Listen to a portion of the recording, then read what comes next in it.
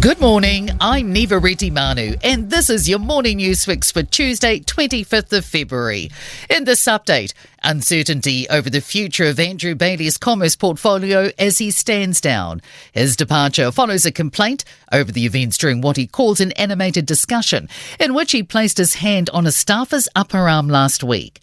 Bailey will stay on as an MP, and Scott Simpson will pick up his ACC and Commerce and Consumer Affairs portfolios. But political commentator Ben Thomas says Bailey had impressed the Prime Minister by doing well in his roles. His commerce portfolio was at the centre of the government's growth agenda. He had a really important role to play there, which makes this crazy mishap all the more inexplicable. The cost of keeping government-owned assets could be more than the return it's getting from them. A report by the New Zealand Initiative says the government owns $571 billion in assets, yet the returns from them don't even cover the interest on loans used to buy them. Author Bryce Wilkinson is calling for a review to identify if assets should be sold and, if so, which ones. More children are attending early childhood services, but there are fewer centres around the country.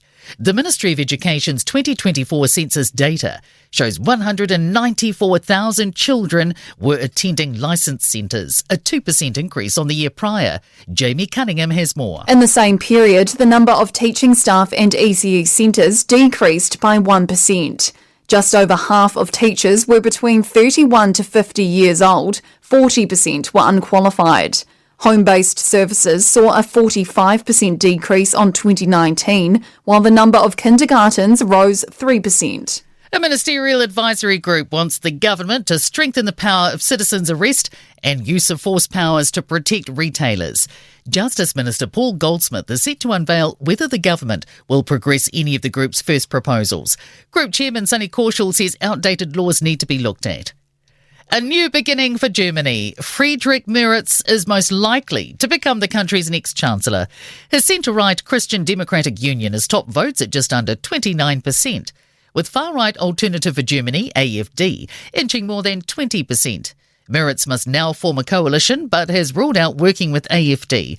Director of Berlin's Global Public Policy Institute, Torsten Benner, told Andrew Dickens the only option is for the CDU to govern with the outgoing Social Democrats. Which is one of the better outcomes because it's only a two-party coalition that's necessary. Questions linger over the ongoing leadership of the Catholic Church as Pope Francis battles sickness. The 88-year-old's been given oxygen and transfusions, but had a good night, remaining in a critical condition in a Rome hospital. In sport, New Zealand have reached the Champions Trophy cricket semi-finals after beating Bangladesh by 5 wickets in Rawalpindi. They chased 237 with 23 balls to spare. And the White Ferns will be without Melly Kerr for next month's home series against Sri Lanka due to her commitments with Mumbai. Raiders Hudson Young and Morgan Smithies have been evicted briefly from their Las Vegas hotel ahead of the NRL League season opener against the Warriors. Hotel security mistook an inflatable baseball bat for a weapon during a scrap in an elevator. And I'm Neva Manu. That's your latest news fix. We'll be back with the next update at midday from the Newstalk ZB newsroom.